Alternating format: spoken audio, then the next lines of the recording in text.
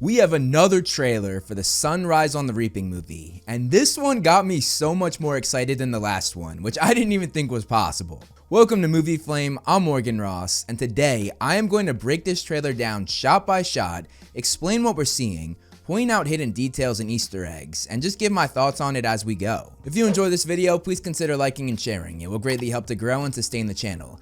And if you like what you see, hit that subscribe button, and you can also follow me on all of my other social media pages, all of which are linked down below, and all of which have similar content that I make here on this channel. Now, let's get into it. So the trailer starts off with a shot of the arena for the 50th Hunger Games, or the second quarter quell, and you can see that there are way more tributes than there were for the other films. And that's because to celebrate the second quarter quell, they put twice as many tributes in, 2 boys and 2 girls for each district. Twice the number of tributes, twice the glory. The arena in the books is described as the most breathtaking place imaginable, which they really seem to have nailed here. The colorful flowers are an addition for the movie, which I think was a great touch. The next shot shows Haymitch right before the games are about to begin, and notice the way he's looking around. I think this is him trying to figure out which way is north, because Beetee had told him to go north to fulfill their plot to destroy the arena. It's worth noting that Haymitch has blue eyes and blonde hair, which matches Woody Harrelson, who played Haymitch in the original films, but does not match his book description where he had dark hair and gray eyes. So it seems that they're sticking more to the canon of the movies than the books in certain places to keep continuity, which I'm gonna be honest, I really like. We then see Ralph Fiennes as Coriolanus Snow talking to Haymitch. First of all, this Snow is meant to be 58 years old, compared to the 82-year-old Snow we met in the first Hunger Games book and the 18-year-old Snow that we met in the last prequel, The Ballad of Songbirds and Snakes. He has the white rose in his lapel that he is of course famous for. He wore this to cover the stench of blood from the cuts in his mouth, which he got from continuously drinking poison over the years. And the reason why he was drinking the poison was to throw off suspicion when he poisoned one of his enemies. And in this scene, Snow is actually fresh off poisoning somebody and using the antidote. Haymitch actually saw him come in, coughing up a storm before they started talking. And that also leads to the milk scene, which is a scene that I am so excited to see. When I first read that in the book, I was absolutely dying. The location of their conversation is actually in the Plutarch Mansion, specifically in the library section of the house, and you can see all the books in the background. We hear Snow talking about Haymitch's girlfriend, Lenore Dove Baird, from back in 12. You love her and she loves you. And this is a super interesting conversation because Snow of course had a girlfriend back in 12 as well, Lucy Gray Baird, who appeared in The Ballad of Songbirds and Snakes. And both of these girls have ties to the Covey and even share the last name Baird, so they have a lot in common. And he tells Haymitch that he's on his own. You are on your own.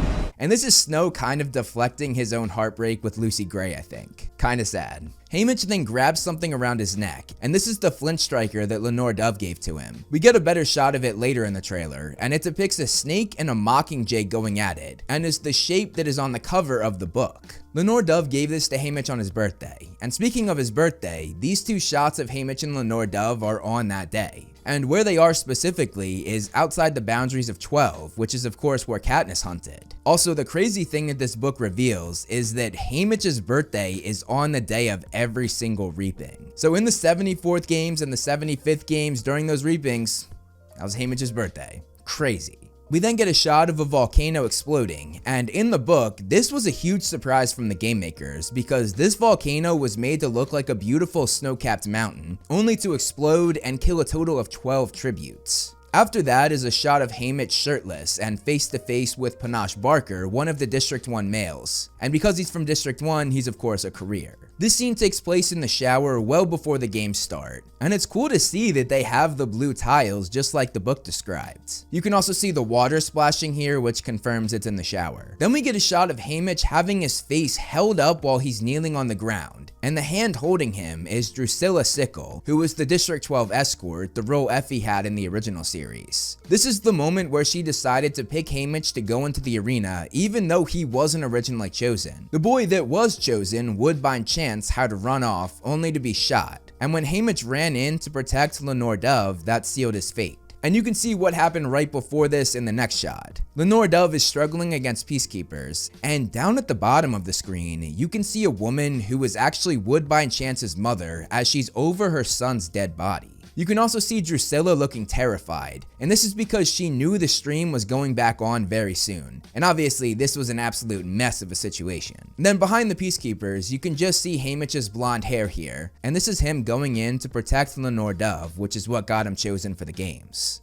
Looking at these Peacekeepers, it looks like they have the armor of the Peacekeepers from the first movie, but they added the Pan Am logo on the front. Then they have the helmet of the Peacekeepers from the Ballad of Songbirds and Snakes, and it looks like they also have masks, which are reminiscent of the masked helmets the Peacekeepers have in Mockingjay. So this is sort of a combination of every single version of Peacekeeper armor that we've seen so far. The next shot shows the crowd of the parade for the 50th games, and you can see it says the second quarter quell down here. It's cool to see all the different costumes and styles the Capitol citizens have, and it appears they're making them look very 1970s, which is an interesting choice. Also, the smoke that shoots out is yellow and purple, the colors of the sunrise on the Reaping Book, which I think is a really neat detail. We then get a shot of Haymitch banging on the windows of the train, and this is where he's being shipped off to the Capitol after the reaping. And interestingly, he's slapping the window with an open hand, while in the book, he was straight up punching it with his fist and bruised his hand while doing so. Then we see a shot of Lenore Dove watching him go on a metal balcony, which is also different from the book because there she was up on a hill in the grass. Also, it's interesting that it's raining, because it wasn't raining in the scenes right before this during the reaping, which we just went over. There's then a shot of the train on its way to the Capitol, and you can see the mountains in the back, and this could be the Rocky Mountains which surround the capital city. And those mountains are actually what won the Capitol the war against the districts that started the Treaty of Treason and the Hunger Games. And this is because the rebels failed when trying to get over the mountains. After that, we see the openings of the interviews for the 50th Hunger Games, including a much younger Caesar Flickerman. There's a lot more spectacle with these games, probably because they're celebrating the second quarter quell. In the book, there weren't these dancers though. Caesar actually just descended down on a crescent moon with stars shooting behind him. Caesar is wearing a blue suit just like in the book, but he doesn't have the green hair. We then see a few shots of the Justice Building, and you can see the doors have the Pan Am logo on it. This differs from how it looked 24 years later in the first movie. They did not have the logo on the door, but we do see a similar red flag to the one that we saw in the first film. And I love that the flag has 12 stars on it, one for each district. Also, they have TVs up as well, which are built into the wall. Meanwhile, 24 years later, they had one giant screen instead. If you zoom in, there's also a poster right here which says Pan Am's #1 Peacekeeper depicting a blonde man, which we get a better shot of later in the trailer. This is actually President Snow himself, which you can just make out at the top. It says Our President Coriolanus Snow. And it's of course a blonde-haired Snow, exactly what he looked like when he was a peacekeeper, which we saw in the last prequel. We then see a shot of Burdock Everdeen next to Haymitch at the reaping, and Burdock is actually Katniss and Prim's father. He was from the scene like Haymitch, the poorer part of the district, and when he and Astrid, Katniss and Prim's mother, decided to be together, she left the richer part of the town to join him in the poorer part. You'll notice he has a flower on his jacket, which is a great detail considering the name of both his daughters, Katniss and Primrose, were after flowers. We then get a shot of Drusilla while on the train, and this is either before or after she started beating Maceley after Maceley insulted her. Absolutely wild scene. I can't wait to see that on screen. After that is a shot of a younger Plutarch directing the cameras, and I believe this is him masterminding what to do after Woodbine was shot, and his idea was to reenact the reaping, ensuring nobody knew about the chaos. Getting a look at the actual camera, I mentioned the 70s vibe in the Capitol's outfits, and it looks like the cameras are very 70s as well, so it seems like that's kind of a theme for the movie, at least in the Capitol parts. Also, the camera says PTV on it, which is a great detail because it means Pan Am TV. In the reflection of the camera lens, you can also see the rafters where Lenore Dove was when watching Haymitch leave. I love Drusilla's outfit from the back, as it's pulled back to make her look skinny in the front, which of course mimics and plays off what she did to her face with plastic surgery, pulling it back to take away the wrinkles. The people on either side of her weren't characters in the book, but I think they're from the Capitol because they're not wearing Peacekeeper armor, and Peacekeepers are of course from District 2 most of the time. If I had to guess, I would say that they're Capitol citizens who were hired privately by Drusilla. They kinda look like her personal assistants, who Drusilla even made match her yellow outfit,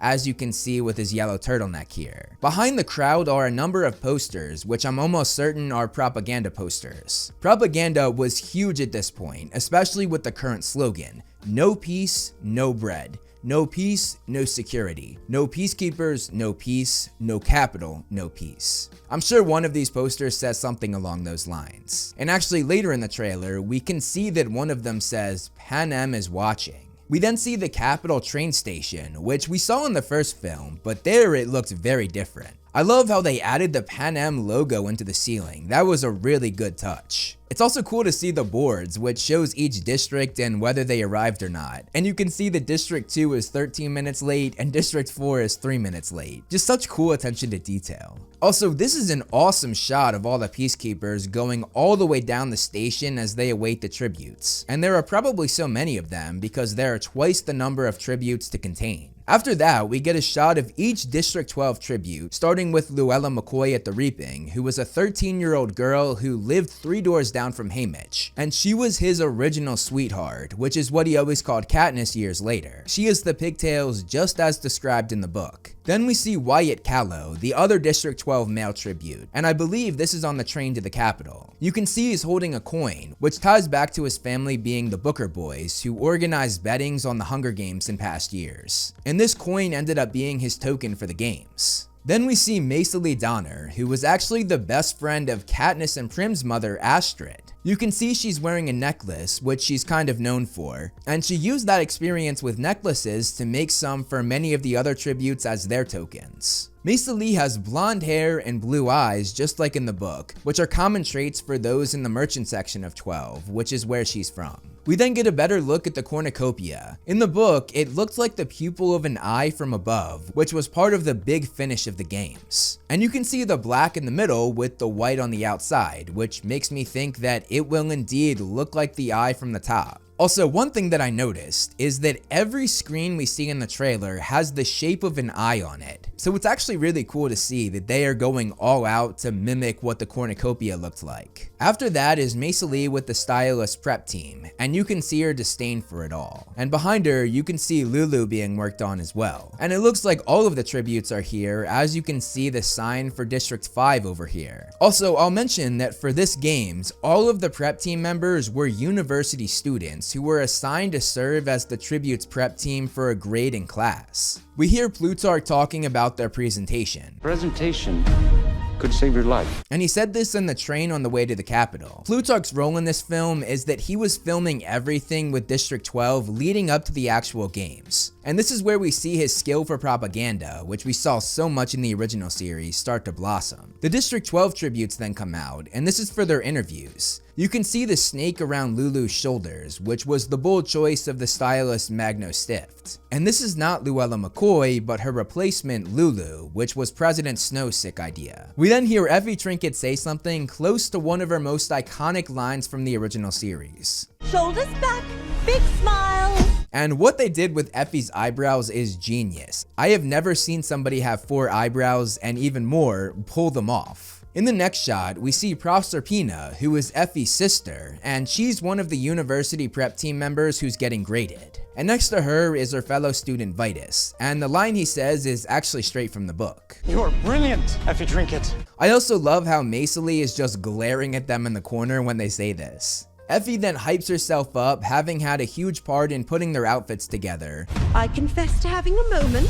Which she had to do because the main stylist Magno Stift did not show up at first, and she didn't want her sister to get a bad grade. Also, next to Lulu in the background is actually Mags Flanagan, who we of course met in the 3rd Quarter Quell in Catching Fire when she was much older. And she was brought on as a mentor for that year's District 12 tributes. And this is obviously because District 12 had no living victors. The only victor that they ever had was Lucy Gray Baird, who of course disappeared at the end of the Ballad of Songbirds and Snakes. When we get to the interviews, first we see Silka Sharp, who is one of the District 1 female tributes, and her holding axes is very fitting considering how she ended the games. We then see Panache's interview where he rips his shirt off. So far he's been in the trailer twice, and he's been shirtless for both. Haymitch then has one of the most famous lines in the book. What do you think about the games having 100% more competitors than usual? From what I've seen, they're 100% stupid as usual. And wow, he delivered this sounding exactly like Woody Harrelson's Haymitch. The line he says here is slightly different than what he said in the book though. There he said, "I don't see that it makes much difference. They'll still be 100% as stupid as usual."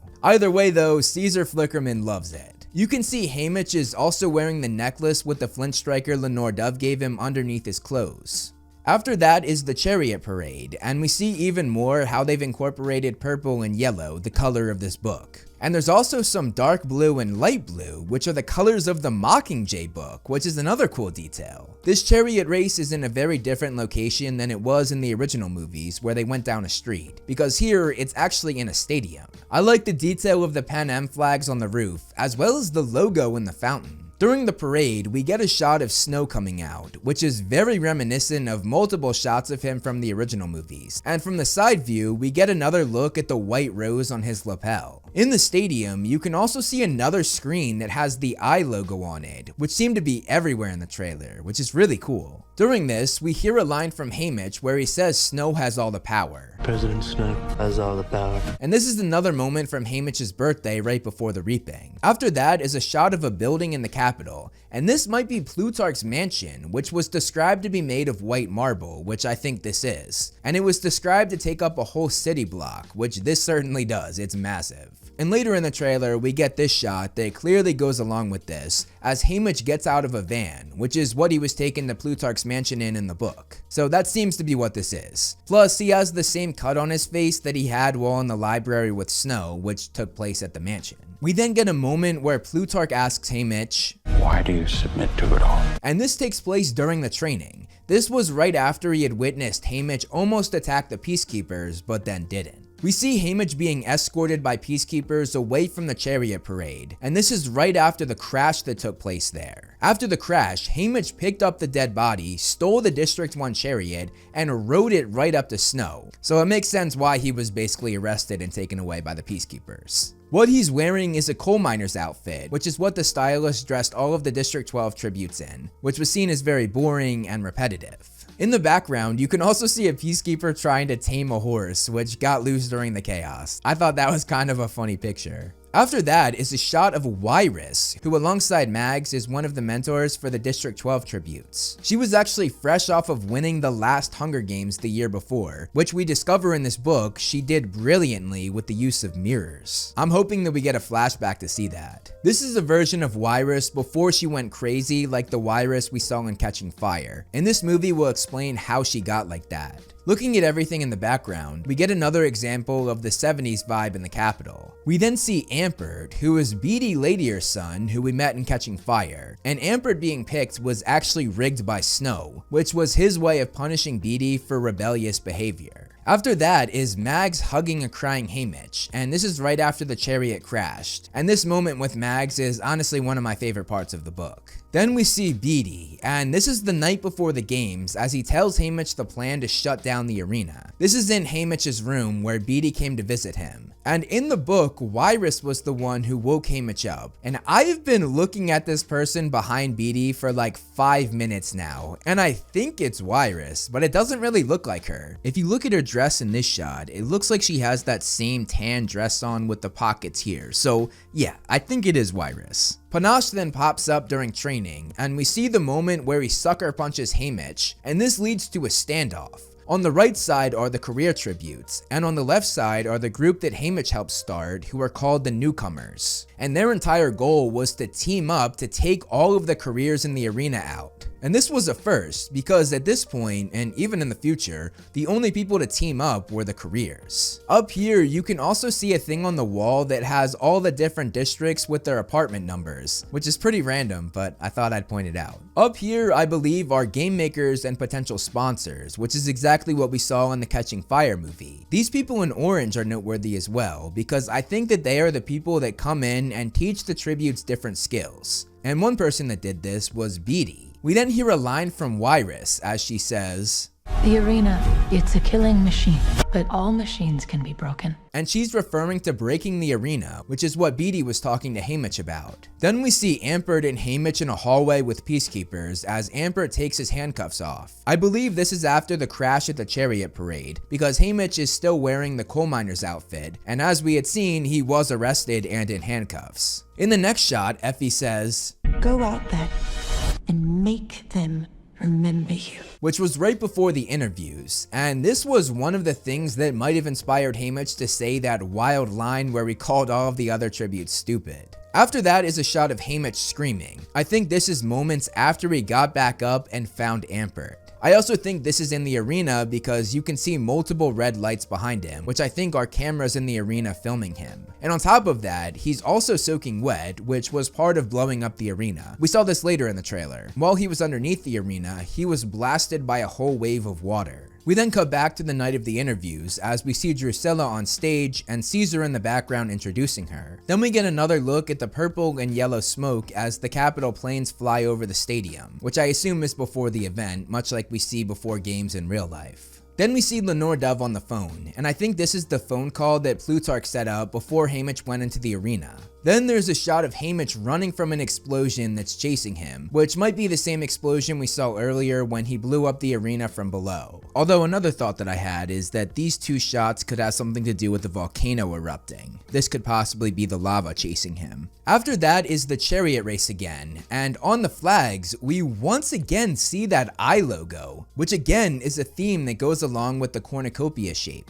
After that, we see the chariot crash, which was caused by a firework that was shot onto the circle, making one of the horses go wild. Then we see Haymitch fighting Panache, and then I believe the District 4 female tribute Barbara, both of whom attacked Haymitch early on in the games. I believe this shot actually shows him killing Barbara, which is exactly what he did in the book. Although there, he stabbed her in the gut, while here it looks like he just swipes her in the chest. We then see Snow pointing at Haymitch as he smiles, and this takes place during that library scene that we saw earlier in the trailer. And this could be the moment where he taunts him about Luella and Lulu or about Lenore Dove. Then we see the conjoined funeral scene as Haymitch does the 3-finger salute for all those that had died up to this point in the film. Katniss described this 3-finger salute as something that people in District 12 made up, which signals admiration, gratitude, and saying goodbye to somebody they love, which is what Haymitch is doing here. And the girl looking at Haymitch at the funeral is not Maisily Donner, but her twin sister Marilee Donner. After that is a shot of Haymitch and Ampert hugging in the arena, which I think is right before they enact their plan, especially because Haymitch is still dry, unlike when he came out.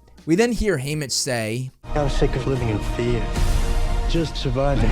We're not animals to kill for their entertainment. Which is actually a scene straight from the book where he's having a discussion with Maisily, Mags, Wyrus, and the others about how the Capitol viewed them and how they viewed the Capitol. Then we see Haymitch's mother and brother crying, which is actually an interesting shot because Plutarch forced them to react to Haymitch being chosen for the Hunger Games over and over again for the camera so they could get the perfect shot. However, based on where they are, I don't think that's what this is. I think this was their genuine reaction, and Plutarch making them do that for the camera happened later. Then we see a shot of the Peacekeepers firing into the air during the reaping to get everyone back in line, probably occurring after Woodbine Chance tried to escape. It's also interesting to see how they organized the kids by age with these signs. Just another small but great detail. Caesar Flickerman then pops up again, and he has another great outfit with what looks like dragons or fish on it made out of jewels. And we see him pretend to shoot a firearm, and I actually think this might be in a classroom at the university where they got the students for the prep team. It looks like a classroom, and you can see what looks like the professor here, as well as the students, all of whom are wearing something that only Capitol citizens would wear. And it appears they're filming a segment for the cameras, which goes along with how they're documenting all aspects of this game, like Plutarch filming everything to do with District 12. After that is Haymitch and Maisily standing in front of a burning hedge, which in the book they used a blowtorch to take down, and this actually led them to the cliff at the end of the arena, which is where the whole finale as well as Haymitch's realization takes place. Then there's Plutarch clapping in an audience, which I assume is him watching the interviews and possibly being hype about what Haymitch said earlier in the trailer. Then there's Effie watching Haymitch be lifted into the arena, as in the book, she was the one that gave him his final send-off. And this next sequence intrigued me, because they added a moment where all of the tributes see each other before actually entering the arena, which was not the case in the book, but I'm sure that will add some insane suspense in the final product. And then we see Haymitch actually enter the arena, and you can see his shock at the beauty of the place. And as this happens, we hear Snow say that they'll give everyone the most painful death possible. If you disobey me, we shall open the bloodbath with the longest, most drawn-out death your people have ever seen. And he comes through on that promise quite a few times during the course of this book. And the trailer ends with Snow beginning to say the Hunger Games catchphrase, only to cut off with the final words and just laugh at Haymitch. And may the odds be. Which is so perfect. And to finish it off, we have an official release date of November 20th, 2026, which I am so excited for. But that is a full breakdown of trailer 2 for Sunrise on the Reaping. Let me know in the comments below what you guys are most excited for in this movie. If you want more Hunger Games content, I actually just did a huge video where I did a deep dive into the Capitol and went over its entire history. That is linked right here, so check it out. That's all I have for you guys today though. Thank you so much for watching, and I'll see you in the next video.